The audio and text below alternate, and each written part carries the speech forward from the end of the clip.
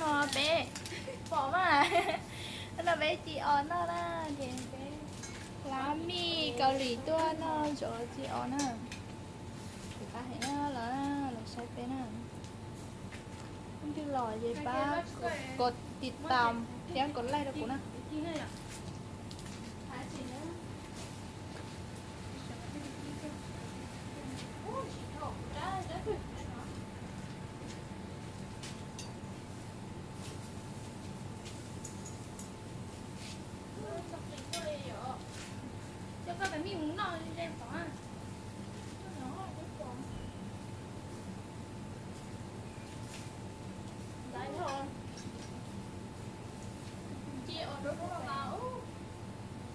Chị này ăn lá chọc lời lá chọc nó lô lìm đó nè thế thì bé mà chị nó không luôn hả rồi nó muốn lo là nó thì chưa có ngon anh em mà con con lần đó mà có rất là thấy ngon chứ mà có được chuyện vậy là lấy lên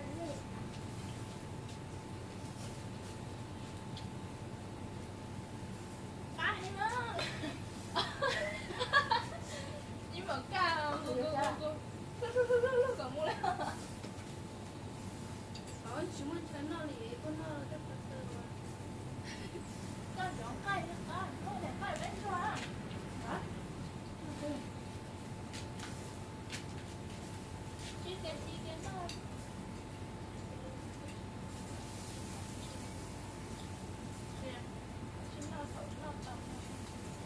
không hay em bảo là không hay thôi à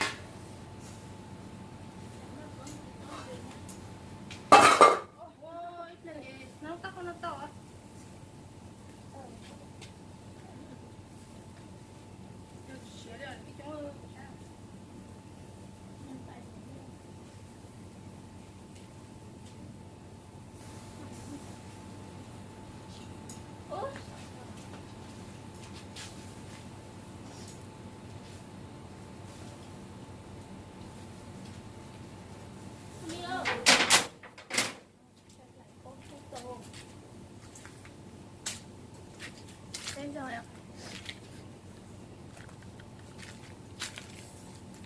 Cú thò bé chị on đúng không ạ?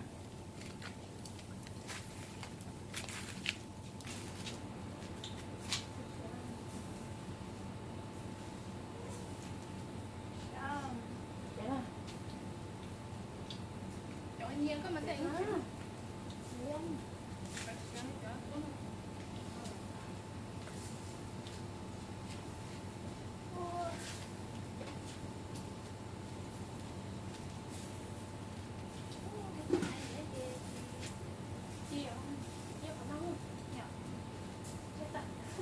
Tiền cả lon kia là lon mà chi cả lon kia. Chi đó. Mà chi mà nó ta.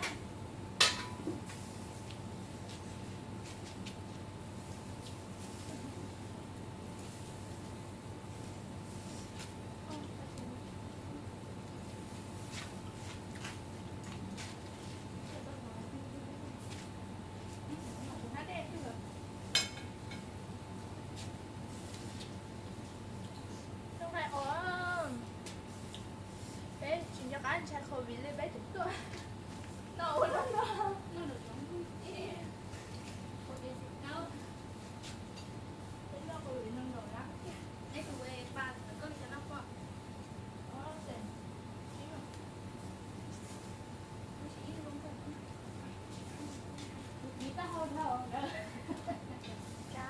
chị biết sợ thế. Có tao cũng chết luôn. Chị cứ không chị nữa được. Có chị quá chẳng.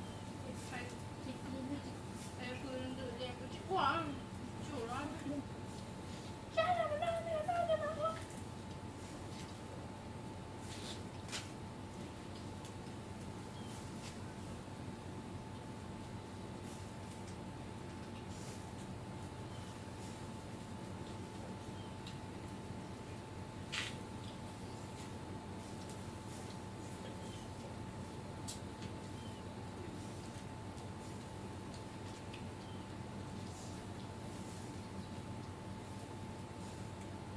Anh chủ đề có chỗ đó mà có chỗ đó chỉ đó.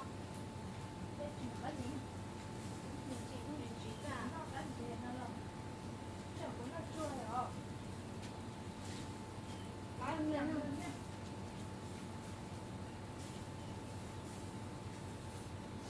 Nhưng cái gì mà tao phải ăn được. Nó miệng. Ô, chị tiêu tiêu rồi. Đi cầu liễu.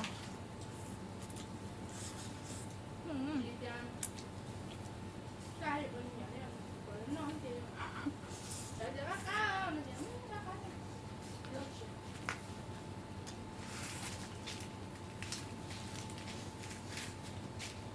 nó làm thế chứ nó chỉ đây vậy.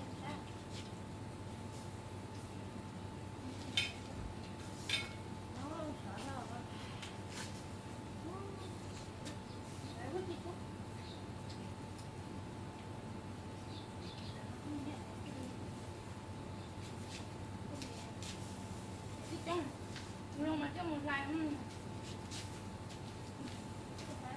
một theo tới cho một lại cái gì nó ở đó cái gì nó chuẩn chỉ khăn kia thôi à cái đó là trong cái mà thành nó nè nó đi quân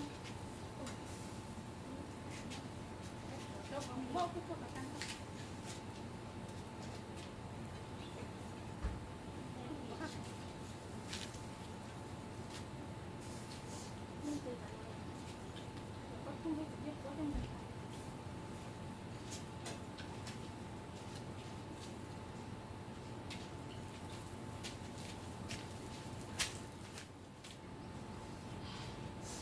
chị đâu Nam miệng chị tiếp theo đi ương bé bé lên nón đâu đó đi